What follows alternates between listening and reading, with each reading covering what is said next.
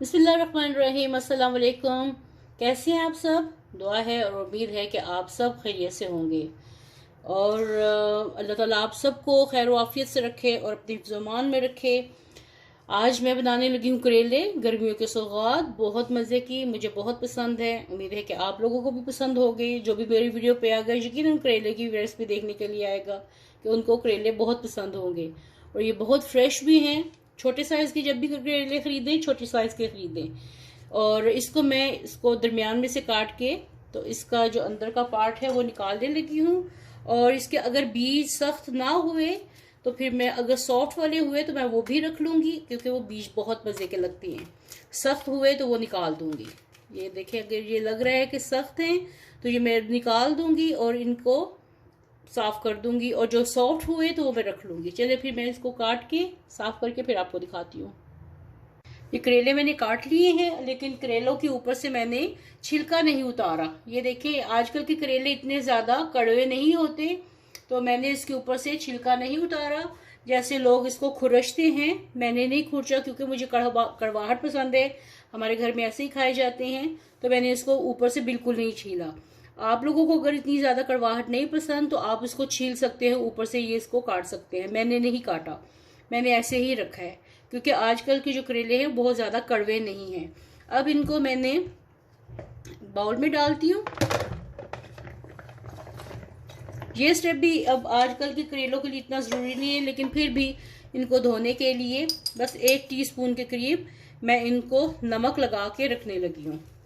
थोड़ी देर के लिए इसको रखूँगी, मसलूँगी, ताकि अगर इनमें थोड़ी सी कड़वाहट ज़्यादा है तो वो निकल जाएगी। तो फिर इसको धो के फिर इसको कुक करेंगे। और आज की 2 रेसिपी है, वीडियो को एंड तक देखिएगा। जो लोग मेरे चैनल पे नए हैं प्लीज़ लाइक करें, सब्सक्राइब करें, फ्रेंड एंड फैमिली के साथ शेयर करें। ये मेरी तमाम रेसिपीज़ हैं, बहुत अच्छी हैं, ट्राइड एंड टेस्टेड हैं और दावतों में बनाने वाली भी हैं, स्नैक्स की भी बहुत अच्छी हैं। तो प्लीज़ मेरे चैनल को लाइक करें, सब्सक्राइब करें और फ्रेंड एंड फैमिली के साथ शेयर करें। और बेल आइकन के बटन को भी क्लिक कीजिएगा, ताकि हर नए आने वाली रेसिपी का नोटिफिकेशन आपको टाइम पे फ्री में देखने को मिले। और चलें, अब मैं इनको थोड़ी देर के लिए रखती हूँ। नमक लगा दिया है मैंने, फिर इसको आधे घंटे के लिए रख के धो के फिर आपको नेक्स्ट प्रोसीजर दिखाती हूँ। और आज की 2 रेसिपी हैं। इसके साथ एक चटनी बनाऊंगी सर्व करने के लिए, बहुत मज़े की है। करेले के साथ वो चटनी खाएंगे, बहुत मज़ा आएगा। तो ये मैंने इनको अच्छे तरीके से धो लिया है। नमक लगा के भिगोया हुआ था, सॉरी नमक लगा के इसको रखा हुआ था। फिर अच्छे तरीके से 2-3 पानी के साथ इसको मैंने धो लिया है। अब चलते हैं इसकी कुकिंग की तरफ। कढ़ाई में मैंने 1 कप के करीब ऑयल डाला है। ऑयल थोड़ा सा गर्म होगा तो फिर ये मैं इसमें करेले डाल दूंगी।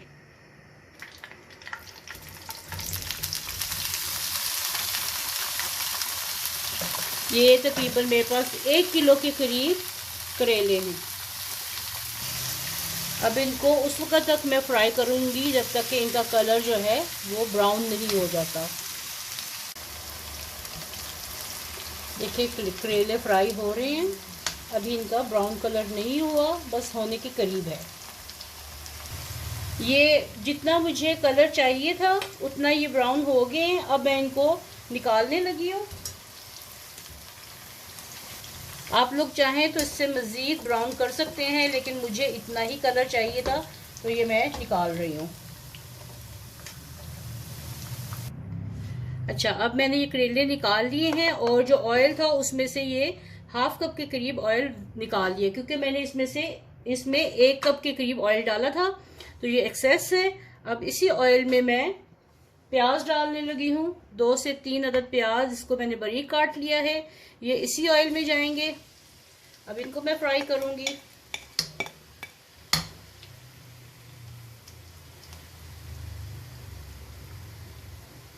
ये प्याज सॉफ्ट होने तक मैं इनको फ्राई करती जाऊंगी, और उसी ऑयल में करना है जिसमें आपने करेले फ्राई किए हैं, क्योंकि सारा टेस्ट तो इसी में है करेलों का। अब ये देखें, प्याज जो है वो सॉफ्ट हो गए हैं, इनको कलर नहीं देना। अब इसमें मैं तीन अदद बड़े वाले टमाटर काट के ये डाल रही हूँ मसाला बनाने के लिए।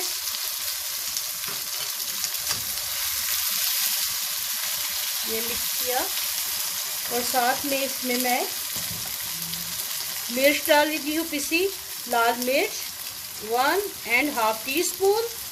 आप अपने हस्बे जायका लीजिए। इसको मिक्स किया और साथ में नमक हस्बे जायका 1.5 टीस्पून ये मैंने डाल दिया। बस मसालों में मैं हमेशा सिर्फ करेले की जब भुजिया बनाती हूँ तो उसमें नमक और मिर्च डालती हूँ। इसके अलावा मैं और कोई मसाला इसमें अच्छा नहीं लगता। आपकी अपनी मर्ज़ी है, इसमें अगर ज़ीरा डालना चाहें या कोई और मसाला ऐड करना चाहें, लेकिन इसमें सिर्फ नमक मिर्च मैं डालती हूँ, हल्दी भी नहीं डाल दूँ। और साथ ही इसमें मैं करेले डाल रही हूँ ताकि इनका फ्लेवर, टमाटर और प्याज का फ्लेवर इसमें अच्छे से मिक्स हो जाए। अब मैं इसमें हरी मिर्च कट लगा के तो ये डाल के तो धीमी आंच पे रख दूंगी उस वक्त तक जब तक टमाटरों का पानी खुश्क नहीं हो जाता और ये सब अच्छे से पक नहीं जाता और ऑयल अलग नहीं हो जाता करेलों में से। ये आ जाते हैं अब चटनी की तरफ। इसके लिए मैंने फ्राइंग पैन लिया है। फ्राइंग पैन में मैंने कुछ भी नहीं डाला और जस्ट इसको थोड़ा सा हल्का सा कट लगाने लगी हूँ टमाटर को। ये हल्का सा कट लगाया और ये इसमें रख दिया।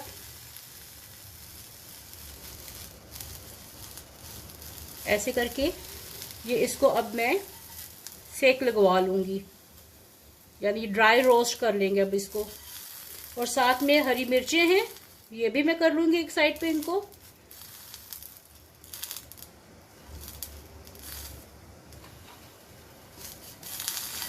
कट लगा के तो ये मैं इसको रखती जा रही हूँ। ये 6 अदर टमाटर हैं और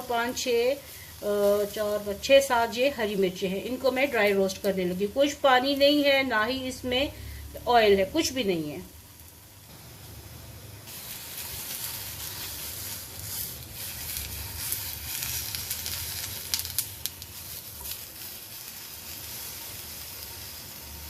मिर्चों की डंडियां मत उतारिएगा क्योंकि इनको पलटने में आसानी होगी, ये बाद में फिर उतारेंगे।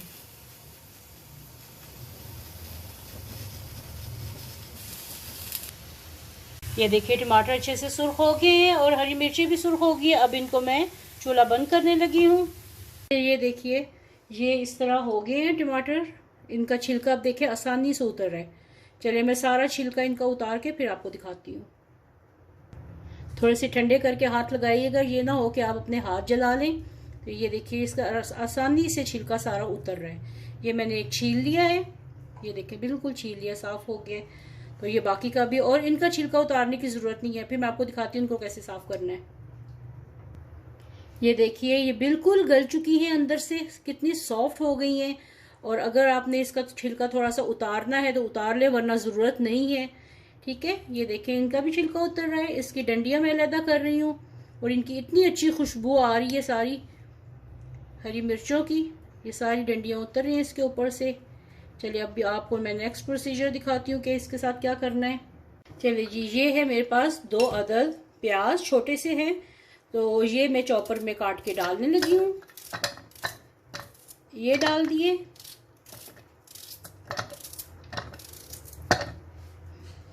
और ये दूसरा वाला ये भी काट के डाल दूं। ये हरी मिर्चें हैं, इनके भी 2-2 पीस कर लूं। टमाटर हैं, इनको भी छोटा कर लेते हैं। इनका बहुत अच्छा स्मोकी फ्लेवर आएगा चटनी का।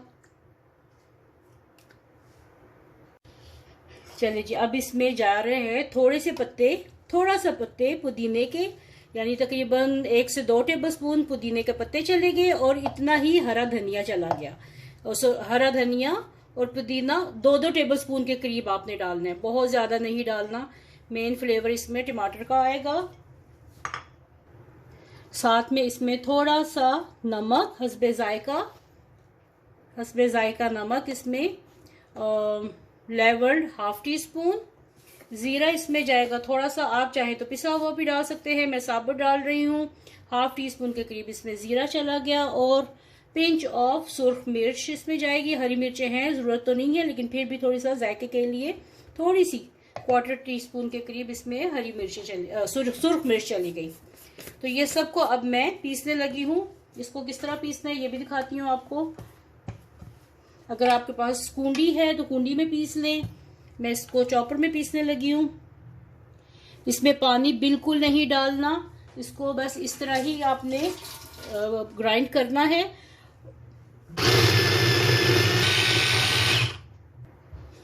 ये देखिए माशाल्लाह इतने मज़े की खुशबू आ रही है। ये चटनी पीस गई है। इसको बारीक पेस्ट नहीं करना, इसको दरदरा सा रखना है और प्याज का क्रंच इसमें रहना चाहिए।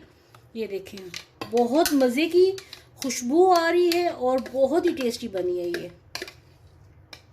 चलिए अब करेले भी पक चुके हैं, मैं आपको इसकी फाइनल लुक दिखाती हूँ। करेले भी मेरे पक चुके हैं और चटनी भी बन गई है। अब मैं इसको आपको डाल के दिखाती हूँ कि इनकी लुक कैसी आई है।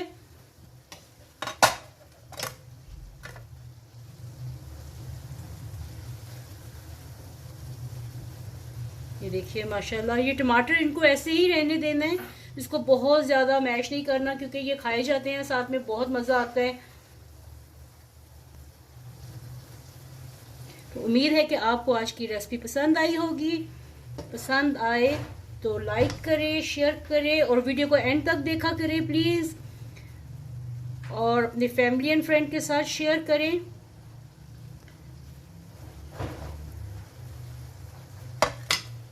तो ये देखिए करेले की भुजिया और साथ में ये स्पेशल चटनी रेडी हो गई हैं। उम्मीद है कि आपको आज की रेसिपी पसंद आई होगी। पसंद आई तो लाइक करें, शेयर करें और कमेंट करें और मेरे चैनल को सब्सक्राइब करें ताकि हर नई आने वाली रेसिपी का नोटिफिकेशन आपको टाइम पे मिले। वीडियो देखने का बहुत बहुत शुक्रिया। Thank you. अल्लाह हाफिज़।